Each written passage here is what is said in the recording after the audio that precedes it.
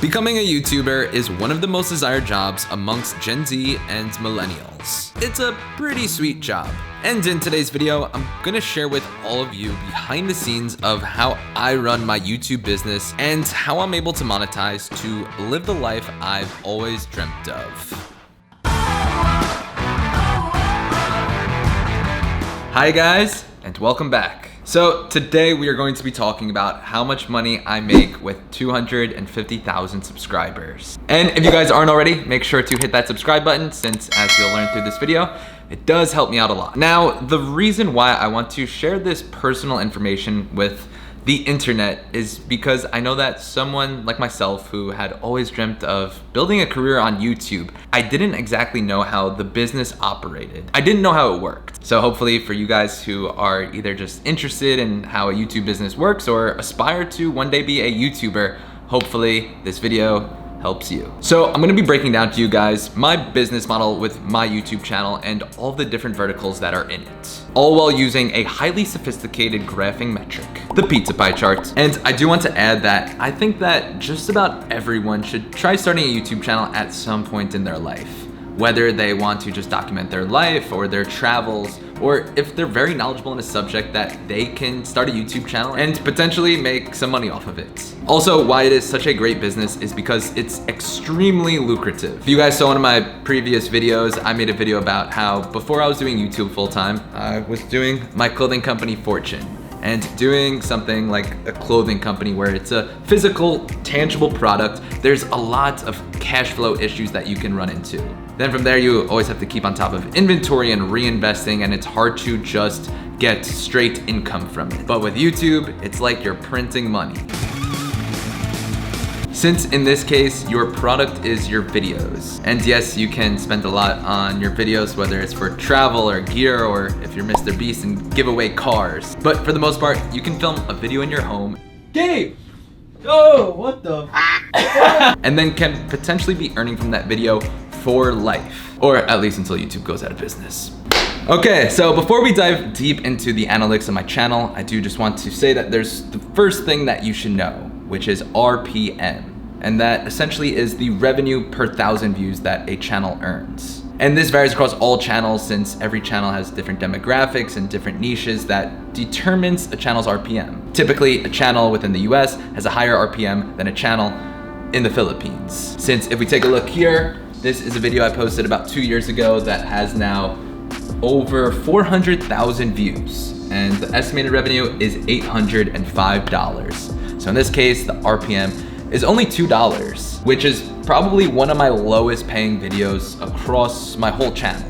And that is mainly because the audience is primarily in the Philippines. So yeah, if you look at that, there's 30% Philippines and only 20% US. Since then, if we take a look at my Puerto Rico video, this video has 669,000 views and its estimated revenue is $6,269. So that's pretty close to almost a $10 RPM, which is pretty high in the industry of YouTube.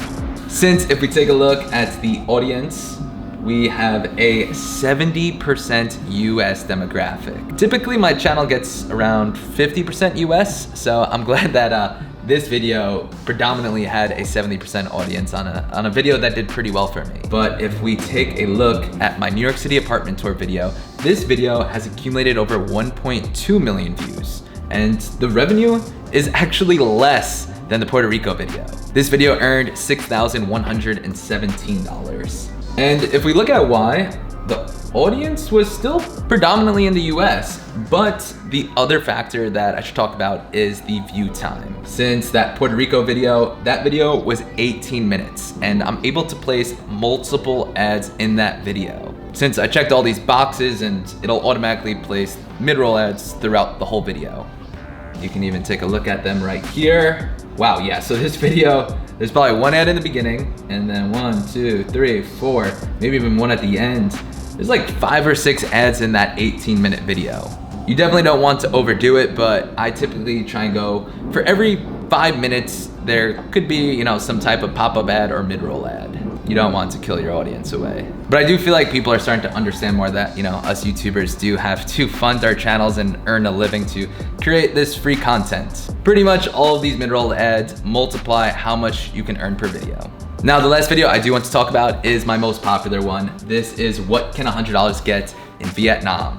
This video has gotten 2.4 million views and has earned me $11,919. Travel sometimes can be a hit or miss with Adsense because sometimes you'll get into the US algorithm for people who want to travel to that country or city.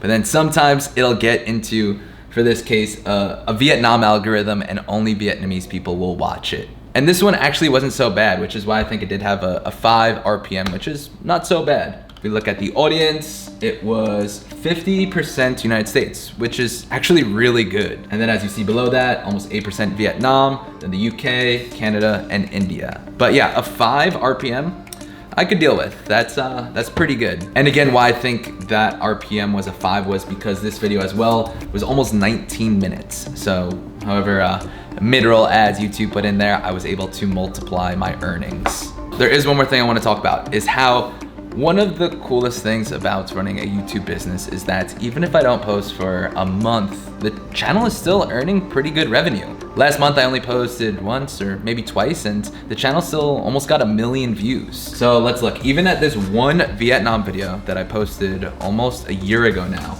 still earning on average about like $25 per day. So not bad. So from AdSense alone, my channel earns about $5,000 per month. Sometimes it's a little bit less, but sometimes more. And surprisingly, YouTube AdSense is not the cash cow in my YouTube business. But it is nice having a safety net and steady income that I know will come every single month from YouTube. So YouTube AdSense makes up 2 slices on the pizza pie chart. Now, the next thing I want to talk about is merchandise. Since before I was doing YouTube full time, I had a clothing company. So this is my merchandise, Fortune. And a little over 2 years ago now, Fortune was doing really well for me. It was doing multiple 6 figures a year in sales and made up about 80% of my entire income. And Fortune became less and less of a priority, since YouTube is what excites me the most and what I live for. And back then, Fortune really acted as its own entity, where people who knew the brand didn't really know the face behind it. They didn't really know me. But now, 2021, my plan is to incorporate it much more into my videos and be able to have this be a way to help make some of my video projects possible. Like right now, Gabe and I are currently working on our first mini documentary where we are going to be using the funds from Fortune to help build a school in Cambodia. So if you guys do want to support and pick up some Fortune merchandise, I'll leave a link to that down below. So as of right now, merchandise only makes up about 1.5 slices of pizza. Now next up, let's talk about the cash cow, brand partnerships. This is the majority of where most of my YouTube business comes from and also very lucrative. It's also just a lot of fun. So when I first started doing brand partnerships, this was about 2 years ago. And this was also when Fortune was doing pretty well for me. So I recall every time I would get a brand partnership, I would take the money and just travel around the world. I remember I did a partnership for Samsung advertising their newest phone. And I couldn't film that video here in New York City and kept the whole budget. But I thought it'd be a lot more fun surprising Gabe and filming it in the Philippines. Man, I really miss the Philippines. Nowadays, I do have a manager who helps handle my negotiating and my contracts and allows me to just focus on the creating. And I want to reiterate saying that he is a manager, not to be confused with an agent. So it's not his job to be out there pitching me to brands trying to get me new partnerships. Since I am very fortunate that 99% of the time that these partnerships come from them inbound emailing me. And I'd say that's most of the case for a lot of creators now. Influencer marketing and these influencer agencies have become so popular and it's such a growing industry that all these brands are trying to get connected with influencers. So it is a really exciting time to be in the middle of this and in such a growing industry. I believe social media by the end of this year or next year is going to be in the tens of billions of dollar industry. All right, let's talk about how much do these brands cough up. Again, with the RPM, it really depends on your demographic. if you're a creator who has a highly US-based demographic, then companies will want to spend more to reach those people, if that's also their demographic. And also, this is where your subscriber count and view counts also come into play. Since I recall my dad once asked me, what does it mean now that I have 250,000 subscribers? And I told him, Dad, that means that my stock just went up. That if a brand wants to work with me, that they're getting in at this rate now that I have 250,000 subscribers. They wanted to work with me when I had 200,000, then they could have gotten a better deal. So essentially, as a channel grows, so does the rate. I want to kiss him on the other side. My price went up. That's right. They don't want us to win, so we're gonna win more. Exactly. So there is no standard partnership rate index. It's not like if you have 250,000 subscribers, you get $2,500. Since another huge factor into this is what the brand wants. If they want just a 30-second shout out or a 2-minute integration, you give rates depending on that. Where even for, a 30-second shout out, a creator can be receiving a couple $1,000s, sometimes even over $10,000, just to shout out a company for 30 seconds. To where you can do fully dedicated videos. I've done these where I've done a fully dedicated video for a brand and then also packaged in an Instagram post and some Instagram stories and even a tweet. And you can make the brand cough up a pretty penny. From that one fully dedicated YouTube video, Instagram package, I was able to cover the rent for my apartment and this studio for 1 year. Those don't happen frequently, but when they do, it really can help boost your business a lot. So this leaves brand partnerships being 3 slices of pizza.